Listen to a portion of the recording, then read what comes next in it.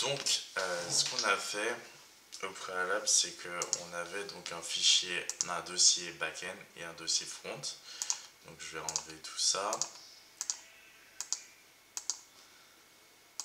Donc, on en est là. Je vais enlever ça également. Et donc, notre front, c'est celui-ci. Et notre front, en réalité, nous permet d'ajouter des items. On va dire que c'est un magasin ici. Et qu'on ajoute des éléments, des articles. Évidemment, lorsqu'on remplit les différentes informations du formulaire et qu'on clique sur enregistrer, on envoie une requête à un serveur et en fonction des API qui ont été installées et du modèle qui est utilisé par ces API, donc là le modèle, ici c'est le modèle item, et même ici c'est le modèle item, puisque c'est un no item et que ce modèle se trouve ici. On utilise Mongoose d'ailleurs, puisque en réalité on utilise MongoDB en base de données. Ce modèle, lorsque les informations envoyées en requête correspondent au modèle, va nous ajouter dans la base de données justement l'information en question. Donc en base de données, tac, on est là. Et donc voilà, ça nous ajoute ces différents éléments. Dans la base de données, on va voir qu'on peut modifier ces informations. Donc comment les modifier? On a créé une API ici avec la méthode put qui permet les modifications. Donc je ne vous l'ai pas montré, mais j'ai réalisé donc le front qui permet en réalité de rendre ça intéressant. Donc on utilise effectivement la méthode de Mongoose update one. On met les informations qui doivent être recherchées dans les paramètres de la requête. Dans le corps de la requête, effectivement, c'est tout ce qui sera transmis justement pour modifier les informations déjà existantes dans la base de données. On n'oublie pas d'ajouter l'identifiant. Et si tout se passe bien, l'item a été modifié, sera envoyé en réponse, et sinon, effectivement, une erreur. Donc, on va mettre tout ça en application. Donc, j'ai créé donc cette API, ce middleware.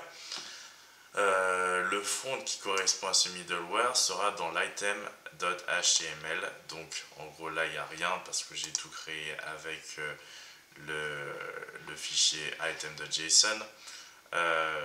Ce que j'ai fait, c'est que au tout début, ce qui se passe, c'est qu'on commence par ça. On conserve l'ID. Ce qui se passe, c'est qu'ici, il y a l'ID dans ça. Je vais faire un copier-coller. Il y a un ID. Donc ça, c'est conservé grâce à... on peut l'enlever, on s'en fiche. Donc ça, c'est conservé.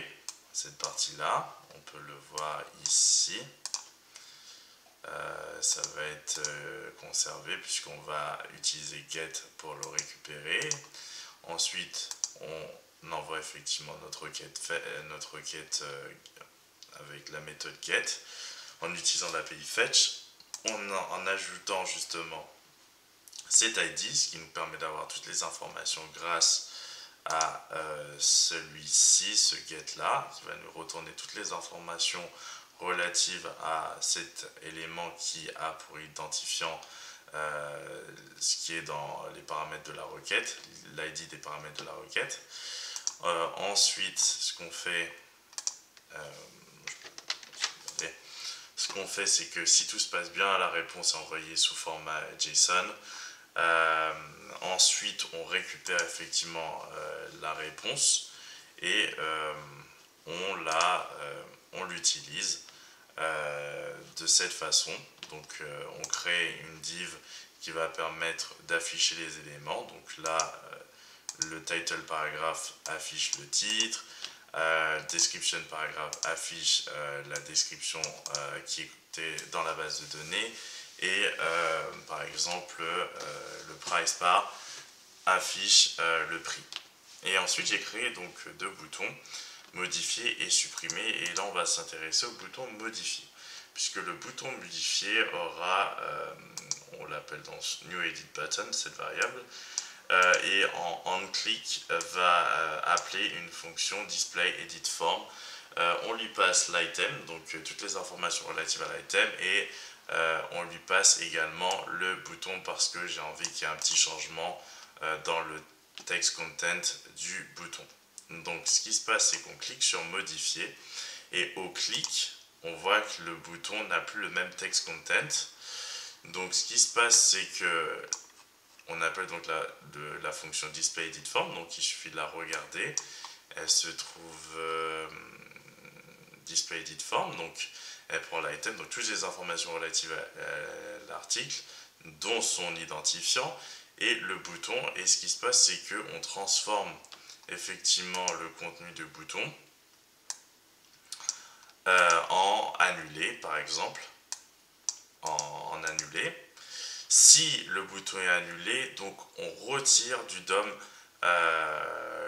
du body plus exactement, la div edit div id, qui a pour identifier edit id, donc elle s'en va directement, et modifier redevient le text content de edit button, et ainsi de suite. Comme ça nous évite de créer à chaque fois des nouvelles divs lorsqu'on clique sur modifier, modifier, modifier, etc., etc. Donc là on est dans cette situation, on a cliqué, maintenant le text content c'est annulé, là on crée une div, edit div, tac tac tac, on lui donne un ID, ça va être plus simple pour la suite. Ensuite on crée un formulaire, on crée l'événement onSubmit qui activera effectivement prevent default, mais aussi appellera la fonction edit item, et justement ça nous permettra de changer les informations. Donc là par exemple on va changer les informations, mais d'abord on va regarder edit item. Donc edit item c'est simple, ça prend effectivement encore toutes les informations relatives à cet item, et le form object qui recevra des informations grâce à l'écoute de ces événements onChange, onChange, onChange, onChange, comme dans le main.js, en réalité comme dans le formulaire principal, comme dans ça, hein, où il y a une écoute des différents changements relatifs aux inputs. Donc là c'est la même chose. La voiture très rapide, on va essayer de changer plutôt celui-ci, modifier, MV, moto BMW, très belle, orangée. Super motos. Donc si on change rien, on garde. Je vais vous montrer comment j'ai fait. Donc 60 000 €. Là on garde on garde effectivement l'image parce qu'elle est pas mal. Et lorsqu'on va cliquer sur confirmer, ce qui va se passer, c'est qu'on va activer une fonction également. Alors c'est celle-ci, edit item. On va effectivement lui passer dans le corps de la requête différentes informations. Form titles, mais on va utiliser du ternaire. Donc si form object .title n'a aucune information, c'est-à-dire qu'on n'a rien modifié, on va simplement récupérer en valeur les informations que contenait déjà la base de données. Item title. Mais là, étant donné que j'ai fait une modification, c'est ça qu'on va donc c'est ça, mais là, étant donné que ce ne sera pas vide, on va prendre justement les nouvelles informations. Et ainsi de suite. Donc le ternaire est super efficace ici pour éviter de ne récupérer aucune information autre que celle qu'on aurait complétée actuellement. Donc ici, ça ne va pas s'appliquer, on est en situation de false. Ça au contraire ça va s'appliquer, ça ne va pas s'appliquer. Description, j'ai rien changé, donc ça va s'appliquer, et ainsi de suite, et ainsi de suite. Donc on va tester ça, tout de suite en cliquant sur confirmer. Donc on a l'impression que rien n'a changé, mais si on actualise, on voit bien que les informations sont différentes. Le problème, c'est qu'il faut actualiser également ici. Donc voilà, donc j'ai mis moté, en fait c'est un peu bête, donc moto BMW orange.